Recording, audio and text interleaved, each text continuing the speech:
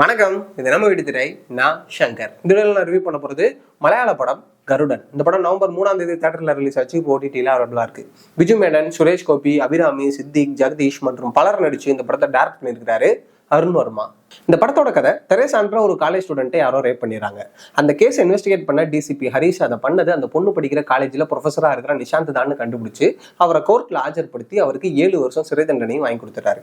ஆனால் நிஷாந்த் 7 வருஷம் கழிச்சு வெளியே வந்து மறுபடியும் அந்த கேஸை ரீஓப்பன் பண்ணி அதை அவரே வாதாடவும் செஞ்சு அவர் மேலே எந்த தப்பு இல்லைன்றதை நிரூபிச்சு அந்த கேஸில் ஜெயிச்சது மட்டும் இல்லாமல் அந்த கேஸை இன்வெஸ்டிகேட் பண்ண டிசிபி ஹரிஷ் கிட்ட நஷ்ட ஈடும் கேட்கிறாரு. இப்போ நிஷாந்த் அந்த கேஸை எப்படி ஜெயிச்சாரு, உண்மையிலே அந்த பொண்ணை ரேப் பண்ணது யாரு, மறுபடியும் டிசிபி ஹரிஷ் அந்த கேஸை இன்வெஸ்டிகேட் பண்ணி எப்படி உண்மையை கண்டுபிடிக்கிறாரு, அதுதான் அந்த படத்தோட மீதி கதை.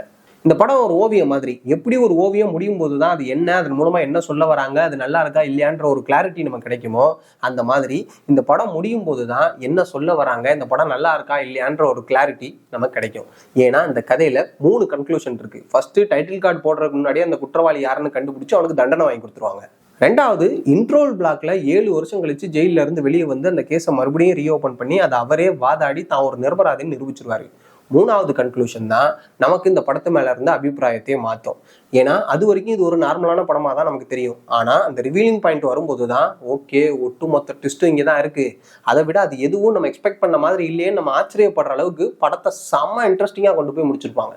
கன்னடத்தில் பீர்பால் ட்ரையாலஜின்னு ஒரு படம் இருக்கு. அதுலேயும் இதே மாதிரி 8 வருஷத்துக்கு முன்னாடி தீர்ப்பு கொடுத்த ஒரு கேஸை ஹீரோ ரீஓப்பன் பண்ணி அதில் வாதாடி ஜெயிச்சிருவாரு. என்ன அது மர்டரு, இது ரேப்பு. அது மட்டும் இல்லாமல் அந்த படம் ஆரம்பத்துல இருந்தே செம்ம இன்ட்ரெஸ்டிங்காக இருக்கும். அதுவும் கிளைமேக்ஸ் ட்விஸ்ட்லாம் வேற லெவலில் இருக்கும். அதுவே இந்த படம் கடைசி அரை மணி நேரம் வரைக்கும் ரொம்ப நார்மலாக தான் ட்ராவல் ஆகும். ஆனால் அதுக்கப்புறம் தான் இது ரைட்டிங் வைஸ் ஒரு பிரில்லியண்டான படம்னு நமக்கு தெரிய வரும். யூஸ்வலாக ஒரு சீரியல் கில்லர் படம் எப்படி இருக்கும், தொடர்ச்சியாக கொலைகள் நடக்கும், பயங்கர வயலன்ஸாக இருக்கும். ஆனால் இது ஒரு சீரியல் கில்லர் கதைன்றதே நமக்கு கடைசியில் தான் தெரிய வரும். அந்த அளவுக்கு அது ரொம்ப டிஃப்ரெண்ட்டாக நரேட் பண்ணியிருந்தாங்க. ஈவன் அந்த குற்றவாளி யாருன்னு நம்ம ப்ரெடிக்ட் பண்ணாலும் அது நம்ம கன்ஃபார்மாக தெரியாது. அந்த அளவுக்கு ஒரு மாதிரி கன்ஃபியூஸ் ஸ்டேஜில் இருப்போம். ஆனால் கடைசியில் அது கூடவே நம்ம எக்ஸ்பெக்ட் பண்ணாத ஒரு விஷயத்தை இன்க்ளூட் பண்ணி நம்மளை எக்ஸைட் பண்ணியிருந்தது உண்மையிலே ரொம்ப பிரில்லியண்டாக இருந்துச்சு. நெக்ஸ்ட், விஷுவல்ஸ் ஓரளவுக்கு ரியலிஸ்டிக்காகவும் த்ரில்லிங்காகவும் இருந்தாலும் சுரேஷ் கோபியோட அந்த கேரக்டருக்கான சினிமேட்டிக் பில்டப் ஷாட்ஸ் கொஞ்சம் ஆர்டிஃபிஷியலாக தான் இருந்துச்சு. நெக்ஸ்ட், மியூசிக் செம கிளாஸாக இருந்துச்சு. இன்ஃபேக்ட் நம்ம இந்த படத்தை கடைசி வரைக்கும் கண்டினியூ பண்ணுறதுக்கான மெயின் ரீசனே ஜேக்ஸ் விஜயாவோட பேக்ரவுண்ட் ஸ்கோர் தான்.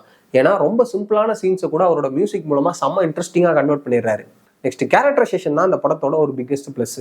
இனிஷியலாக எல்லா கேரக்டர்ஸும் ரொம்ப நார்மலாக இருந்தாலும் படம் முடியும் போது எல்லா கேரக்டர்ஸையும் செம்ம இன்ட்ரெஸ்டிங்காக யூஸ் பண்ணியிருந்தாங்க. அதே மாதிரி டிசிபி ஹரிஷ் கேரக்டரோட அந்த பிடிவாதமும் சேஞ்ச் ஓவரும் ரொம்ப யதார்த்தமாக இருந்துச்சு. நெக்ஸ்ட், ஆக்டிங் வைஸ் சுரேஷ் கோபியோட பெர்ஃபார்மன்ஸ் ஃபர்ஸ்ட் ஹாஃப்ல ஓகேவா இருந்துச்சு. அது செகண்ட் ஹாஃப்ல அதை விட கொஞ்சம் பெட்டரா இருந்துச்சு.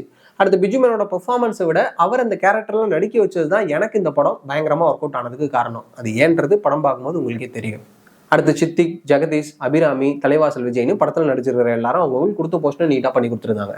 மொத்தத்தில் இந்த கருடனை பார்த்துட்டு இருக்கும் போதே பாஸ் பண்ணி படம் எப்படி இருக்குன்னு கேட்டால் ஓகே தான்னு சொல்லுவீங்க. அதுவே படம் முடிஞ்ச பிறகு கண்டிப்பாக நீங்களே இது ஒரு செம்ம இன்ட்ரெஸ்டிங்கான படம்னு சொல்லுவீங்க. ஸோ என்னை பொறுத்தளவுக்கு குடும்பத்தோட பார்க்கக்கூடிய ஒரு நல்ல படம். இந்த படம் அமேசான் பிரைமில் அவைலபிளாக இருக்கு. பார்த்து என்ஜாய் பண்ணுங்க. வீடியோஸ் பிடிச்சிருந்தா லைக் பண்ணுங்க, ஷேர் பண்ணுங்க, ஏதாவது பிடிச்சிருந்தா கமெண்ட் பாக்ஸ் பண்ணுங்க. முக்கியமாக சப்ஸ்கிரைப் பண்ணுங்க. அப்படி வெளியே நோட்டிஃபிகேஷன் இருக்கும். தொடர்ந்து சப்போர்ட் பண்ணுங்க. நானும் உங்களுக்கு நல்ல படங்களா வெப் சீரிஸ் சஜஸ்ட் பண்ணுவேன், ரிவ்யூ பண்ணுவேன். நெக்ஸ்ட் வீடியோவில் பார்ப்போம். நன்றி.